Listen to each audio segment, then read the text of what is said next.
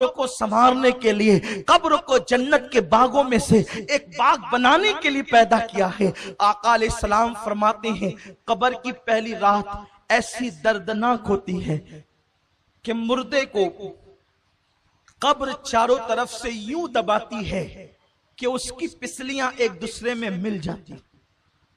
और मेरे आका सल्लल्लाहु अलैहि वसल्लम ने सहाबा को तसव्वुर दिलाने के लिए फरमाया, अपने दोनों मुबारक हाथों को यूं लिया और फरमाया कि जब कब्र इंसान को दबाती है तो उसकी दोनों पिसलियां यूं आपस में मिल जाती है।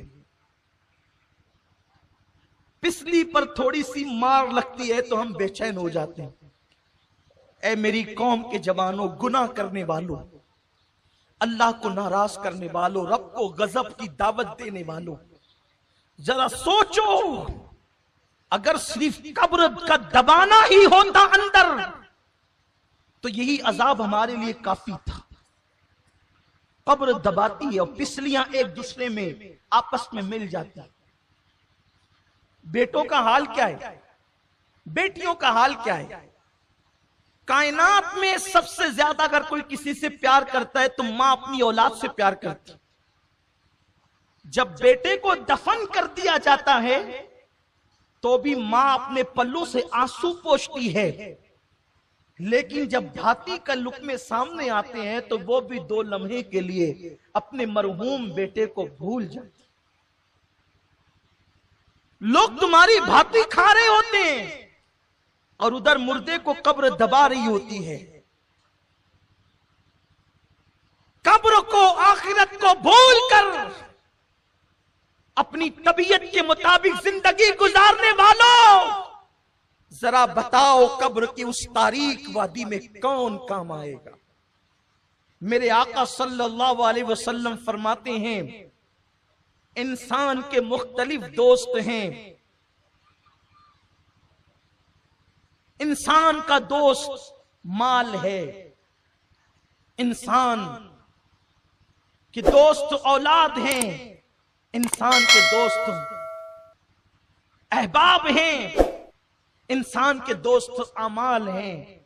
माल का हाल तो ये, जैसे रूह जिस्म से निकली वैसे ही माल पराया हो गया, वारिसों का हो गया।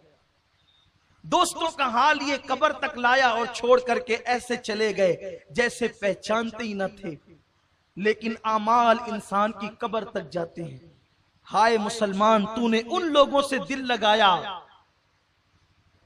पहले तो उस माल से दिल लगाया कि जो कब्र तक भी ना आने वाला था, उन अहबाब से दिल लगाया जो कब्र में छोड़कर चले जाने वाले थे। उस अमाल पर तूने मेहनत क्या की, उस अमाल के लिए तूने कोशिश क्या की? मस्जिद में आता नहीं था और आता था तो हाल ये कि ऐसा लगे जैसे कोई डंडे बरसा रहा हो और तू भाग जाता था। जुमा के दिन भी आखिर में आकर के 2 रकअत पढ़ करके भाग जाने वालों, मेरे आका अलैहिस्सलाम फरमाते कब्र दबाती है, पिसलियां दोनों एक दूसरे में मिल जाती हैं। वो मंजिल से गुजरना है, तसव्वुर करो। मेरे आका फरमाते कब्र में अंधेरा इतना होता है पहली रात में कि सफेद कफन होने के बावजूद इंसान को अपने एक हाथ को दूसरा हाथ सुझाई नहीं देता, इंसान को अपना वजूद नजर नहीं आता। और नीचे मिट्टी, ऊपर मिट्टी, दाएं मिट्टी, बाएं मिट्टी, आगे मिट्टी, पीछे मिट्टी, मिट्टी ही मिट्टी। और उसके बाद फिर उस पर अजाब कब्र यूं मुसल्लत किया जाता है। ये किसी लीडर का कौल नहीं कि मुस्कुरा करके भुला दो, ये किसी मौलवी का कहना नहीं कि शक कर सको, ये उस रसूल का फरमान है जो जमीन पे बैठकर अर्श पर नजर रखता है। ये उस रसूल हाशमी का फरमान है जिसकी निगाह से खुदा की जात न छुपी, उसकी निगाह से कब्र की बात क्या छुप सकती है? वो आलिम मा काना मा यकून रसूल जिसे अल्लाह ने मौलिम कायनात, मौलिम इंसानियत बना करके मबूस फरमाया, उस रसूल का फरमान है कि अभी कब्र की तारीकी छटती भी नहीं है कि इंसान पर अजाब कब्र यूं मुसल्लत होता है कि इंसान जिन जिन चीजों से दुनिया में डरता था وہ ساری چیزیں اس کی قبر میں بھیجی جاتی ہے جو اس کو ڈرا کر کے دہشت زدہ اور وحشت زدہ کرتی ہے۔ مثال کے طور پر دنیا میں کتے سے ڈرتا تھا تو کتے قبر میں آ کر اس کو ڈراتے ہیں، چپکلی سے ڈرتا تھا تو چپکلیاں ڈراتی ہے، چوہے سے ڈرتا تھا تو چوہوں کو بھیجا جاتا ہے اور وہ اس کو ڈراتے ہیں۔ سوچو گلی کے کونے پر کھڑے ہیں اور کتا آ جائے تو ہم دور بھاگتے ہیں، قبر کے اندر جب اس طریقے سے کتوں کو، چوہوں کو، چپکلیوں کو، سانپوں بچھوؤں کو جب مسلط کیا جائے گا تو اس 2 گز زمین میں جہاں پر کروٹ بدلنے کے لیے جگہ نہیں ہے وہاں سے کہاں بھاگو گے؟ چیخو گے آواز کہاں تک پہنچے گی؟ چلاؤ گے آواز کہاں تک جائے گی؟ مسلمان تو کتنا نادان ہے، تجھے اللہ نے محمد الرسول اللہ جیسا نبی عطا کیا، تجھے اللہ نے قرآن مقدس جیسی کتاب عطا کی، تجھے اللہ نے اللہ اکبر ہدایت یافتہ بندوں کا دامن عطا کیا اولیاء کرام کا، لیکن تو نے دنیا دنیا دنیا اور دنیا کی موج مستی میں اپنا وقت ایسے گزار دیا کہ تو نے آخرت کی کوئی فکر نہ کی، قبر کی کوئی پرواہ نہ کی۔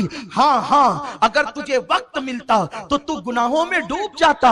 تو نے آخرت کے لیے کیا کیا؟ تو نے قبر کے لیے کیا کیا؟ اللہ کے پیارے حبیب غیب داں نبی صلی اللہ علیہ وسلم فرماتے ہیں مردہ اسی سے ہراساں ہوتا ہے، پریشان ہوتا ہے کہ اس کے پیر کی طرف سے عذاب آتا ہے، اس کے سر کی طرف سے عذاب آتا ہے، اس کے کانوں کی طرف سے عذاب آتا ہے، اس کے ہاتھوں کی طرف سے عذاب آتا ہے اور چو طرف سے عذاب آ کر کے اس کو اپنی لپیٹ میں لے لیتا ہے۔ اللہ کے پیارے حبیب غیب داں نبی صلی اللہ علیہ وسلم فرماتے ہیں حال یہ ہوتا ہے کہ اگر اس نے ایک وقت کی نماز کبھی جان بوجھ کر جاگتے میں قضا کر دی تھی، چھوڑ دی تھی، تو ایک وقت کی نماز چھوڑنے کے بدلے میں اس پر 99 سانپ مسلط کیے جاتے ہیں، جس میں سے ایک ایک سانپ کی طاقت کا عالم یہ ہے کہ اگر وہ کسی پہاڑ پہ ڈنک مارے تو پہاڑ ریزہ ریزہ ہو جائے، اگر وہ دنیا میں پھنکار دے تو اس کی پھنکار کی گرمی سے دنیا کے سارے انسان مر جائیں۔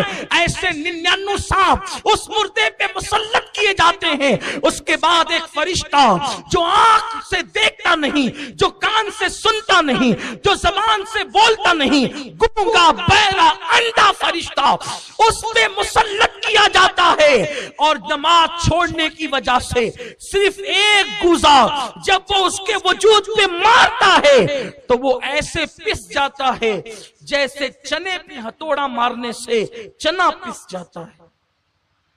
رات کے 2-2 3-3 بجے تک جگ کر کے نماز فجر ترک کرنے والوں، ذرا اس چابک اور اس گوزے کا تصور کرو، سوچو اور غور کرو کہ کیا یہ نازک وجود، یہ چھوٹا سا جسم کیا اللہ کے عذاب کو برداشت کر سکے گا؟ کیا رب تبارک و تعالیٰ کے عذاب کو برداشت کر سکے گا؟ نہیں اور ہرگز نہیں۔ تو پھر یہ رنگریلیاں کیوں ہیں؟ یہ طبیعت کے مطابق زندگی کیوں ہے؟ یہ گھروں پہ لگے ہوئے تمہارے اینٹینے، یہ اینٹینے نہیں، یہ ایریل نہیں، یہ جہنم کے سامان ہے۔ تمہارے گھروں کی رنگین ٹیویاں جو تمہیں ڈش لگانے پہ مجبور کرتی ہے، تمہارے بچے جو تمہیں مجبور کرتے ڈش لگانے پر، اس میں 100 سے زائد چینل پر گندی ننگی اور آوارگی کی فلمیں دیکھنے والوں، یہ صرف تمہیں نہیں بلکہ تمہاری پوری اولاد کو جہنم کا ایندھن بنانے کے لیے راہ جہنم پر لے کر کے جا رہے ہیں۔ خدا را ذرا اپنے حال پہ رحم تو کرو۔ اگر یہ کہا گیا ہوتا کہ 1 سال کے بعد موت آئے گی تو شاید ہم 1 سال پہلے سدھر جاتے، 10 سال کے بعد موت آئے گی تو ہم 10 سال پہلے سدھر جاتے، لیکن موت نے تو کوئی وقت نہ دیا، کسی کو موقع نہ دیا۔ موت کب آئے گی، کیسے آئے گی، کس وقت آئے گی، کس حال میں آئے گی، اسے پر کوئی اطلاع کسی کو نہیں دی گئی۔ ٹی وی دیکھنے والوں، موبائل کو ہاتھ میں لے کر کے انٹرنیٹ پر گندے مناظر دیکھنے والوں، جس وقت تمہارے ہاتھ میں موبائل ہو اور اسی وقت اللہ نہ کرے تمہیں موت آ گئی، اس وقت جب تم گندے مناظر دیکھ رہے ہو یا فلمیں تم ننگی اور آوارگی کی دیکھ رہے ہو، اسی وقت تمہیں موت آ گئی تو تم اللہ کو کیا منہ دکھاؤ گے؟ مصطفیٰ جان رحمت صلی اللہ علیہ وسلم ارشاد فرماتے ہیں جس کو جس حالت میں موت